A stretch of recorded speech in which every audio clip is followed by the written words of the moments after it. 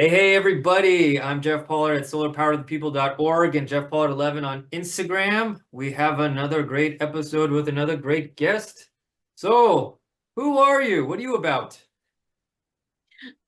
Hi, I am Erin.riley, and I am the founder of Cabbage Fertilizer Company, and we are a vegan garden fertilizer company. Okay. Now, what, forgive my ignorance, what's the difference between a vegan and something else? Yeah, so just veganism in general is trying to live in such a way that you are cognizant of your impact on the rest of the world. It's although it can be almost cultish, to be honest with you, it's really just about trying to not inflict harm on other parts of the world unnecessarily. Yeah. So I'm a urban gardener, urban farmer. I've had an edible gardening business in Los Angeles for 14 years. So I handled fertilizers by hand, and I would order them in bulk, like to save money, right? So I ordered all the inputs in bulk. I learned how to mix them.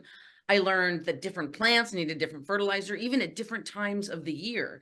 So I was physically changing the fertilizer, based on the time or season or plant.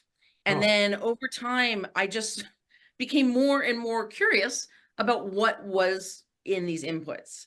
sure. So they're very common animal inputs in gardening, so much so that they're kind of just front and center.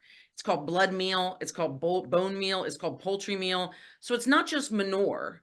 This is actually animal bodies that are the detritus of slaughterhouses and factory farming. And they're ground down and made into fertilizer. And over time, I was just like, I don't know. I wasn't vegan. I think too, gardening makes you sort of care for the world at large. Yeah. There's like a built-in activism, should you choose to embrace it. And I just became very concerned about where these products came from. And although I was also like hurt that animals, were being hurt in the process, there was also a safety issue. Everyone's sort of familiar, I hope, with mad cow disease, which seems like a long time ago that happened. Yeah. But that's the result of animals being fed to animals, Oh, right? Lord. Yeah. And so they still do that. And that's what organic fertilizer is. And then I'm putting it on vegetable gardens. I was just like, what am I doing? So I decided to make a plant and mineral based fertilizer for all my gardens, which I did about 5 years ago. So the whole thing went animal free. Okay. And I compost, there's a lot of other things I do to get like nutrients into the soil. I just don't choose to use animal products. And then one day, it was almost like a day, right? I was just like, what am I doing with my life? Your average Oh, yeah. afternoon existential crisis. And I don't know, I felt like you have to bring these fertilizers to the public. It just, boom. Yeah. Like, should I, and I was just like, I'll do it. And that's the journey I've been on ever since, is like educating the public about animal-based fertilizers. Wow. Okay. And that's been a pretty educational experience. Is there anything off the top of your head where you kind of like picked up? Because you just blew my mind on terms of like seasonal fertilizer. Um, didn't even think that way. I kind of just thought, it is what it is. It doesn't matter what time of year. And then of course there's like what you put into it. Um, what was like kind of your process? What kind of like journey did you go through? I mean, feel free to tell us any trials or tribulations, like anything that was kind of difficult. I'd love to hear about that. Yeah, I mean, I think, and I love what we sort of talked about before we even started recording about sort of normalizing struggle. I mean, that's not what you said. I don't want to put words in your mouth, but just that everything's not edited and shiny, like real life. And Yeah. so I made a fertilizer out of plant-based materials. I kind of just broke it all down. Okay, this is the nitrogen, what would replace nitrogen from like blood meal, for example, and I replaced it with soybean or alfalfa, which is a new technology actually. And we have the hydroponic farms to thank for that, because the filters, like in hydroponics, right, it's like water and fertilizer. It's like a liquid fertilizer in the water. Yeah. And those filters, they can't have any debris in them, right? Otherwise it would clog your system. So it turns out meat doesn't go very well through those filters. So the people that did hydroponic farms figured out other natural materials that fit through the filter. Now they weren't going through thinking about veganism like I was. They weren't thinking about like safety and stuff. They were just trying to make stuff go through the filter. Yeah. So they have these products made from, like I said, alfalfa, corn, soybeans. And so I was able to find a plant-based source of nitrogen, for example. And so I created those for myself, for my gardens. And then, you know, I kept a careful eye on my gardens. I wanted to make sure the fertilizer worked more than just like what my eyeballs were saying. So we took tests, you know, we took samples, sent them away to labs, found out, yeah, what the stuff was all about. I mean, and we were talking to earlier, you know, I have a film degree. So I was like a drama geek. I would have told you I don't know anything about science, chemistry, math. Yeah. But now here I am. And actually, I became a contractor as a gardener. You have to be a contractor in LA, in California. And so that was a lot of math to become a contractor. And now here I am working in chemistry. But basically, so we got the labs back, and I saw that although the plants were doing pretty well, what I thought should be the numbers in the fertilizer weren't coming back. So if you ever look at a fertilizer bag, right, there's 3 big numbers on the front of the bag, and that's nitrogen, phosphorus, potassium. So I predicted what those numbers should be, but when the labs came back, they weren't.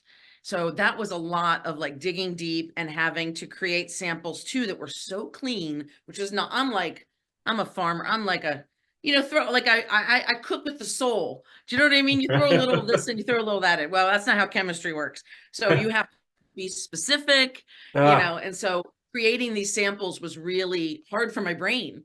You know, I Yes. had to like, because when the results come back, if you're not dead certain that you made the sample the way you thought you did, the results are meaningless. Yeah. So I'm just telling you, I had a few meaningless until I was like, Erin, you got to figure out how to do this.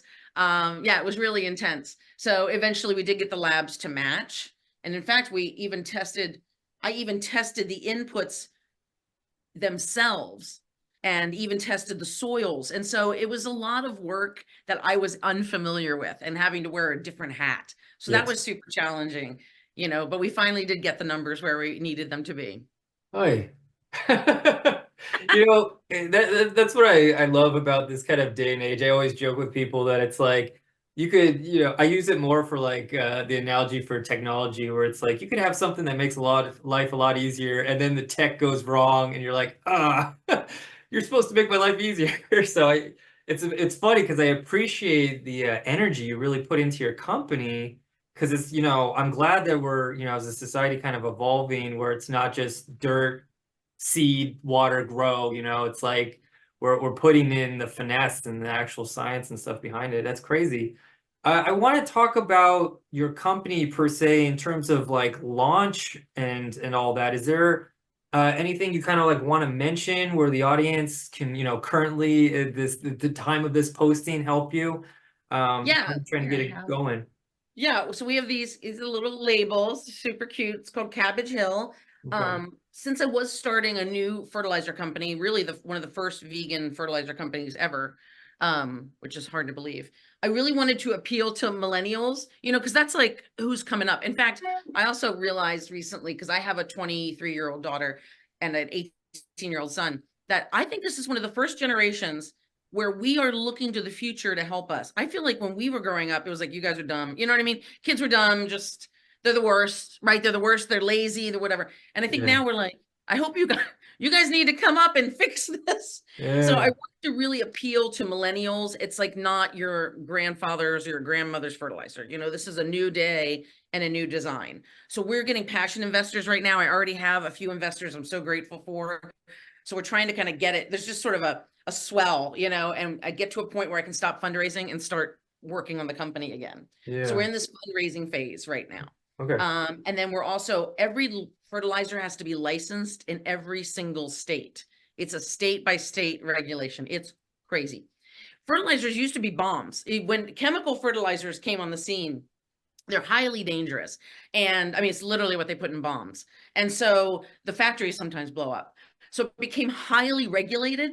So even though we've moved now to organic natural materials, it still has that same level of regulation. So it's a lot, you have to jump through a lot of hoops. And these fertilizer licenses are given out by the Department of Ag. So you might know how they feel, the Department of Agriculture, Yeah. big ag. So you might, they don't feel so great about this whole idea of mine. And even though Okay. I'm just trying to provide an alternative, you know, I'm not saying like the world's going to exist without animal fertilizer. I just want to make my alternative company. Yeah. But they have been wrapping us up in red tape. So we actually had to go back to the drawing board and raise more money. They, you know, because that's what red tape does, right? It Yeah. drains your resources. So luckily I still have the time and energy And now we're just raising some more funds to finish these certifications. So that's where we're at right now. You know, I'm a born and bred Californian, but I could understand sometimes the loops that California likes to put us through. Oh my gosh. But you know, what other state to do it in? Like what other state would you bring vegan fertilizer to? Other than like Oregon or Right. Colorado, you know, which would be our Yeah. next two. Or Yeah. Hawaii. Yeah. But definitely we have to get through California because that's my home, you know, not my home state, but my adopted state. I'm Right. originally from Pennsylvania. Oh, okay. See, you know, the positive side to that is you're kind of like jumping into the deep end, so it should be easier after that. Yeah. Yeah. Well, that's awesome. There's do you have a site up yet, or is that Yep. still CabbageHillFertilizer.com. Yep. okay? And then that's where Yeah. people can go to either support. Is it purchasable now? Nope. Can't sell it without that license. Nothing of any version or any of that. Okay, interesting. Yeah. Cool. Yeah. Yeah, just double checking there. I know. Awesome. As soon as possible. Well, no, thank you for all that. Thank you for this kind of what I, told you earlier, just this quick hello and introduction to your world. I really appreciated the Cabbage Hill animal-free fertilizer. That's awesome. I can't wait to see it evolve into Yeah. something special there. Thank you. Thank you so much, Erin. Yeah. And yeah, thanks again, and we'll see you in some posts. You'll find her and all information where information's found. And yeah, thank you so much, everybody. Thank you. Appreciate it. Hey, everybody, guess what? I wrote an illustrated children's book. I am super excited for this. It's a great book, so please support, please buy, please do whatever you feel like doing. The Giraffe and the Lion. Find it anywhere. Thanks, everybody.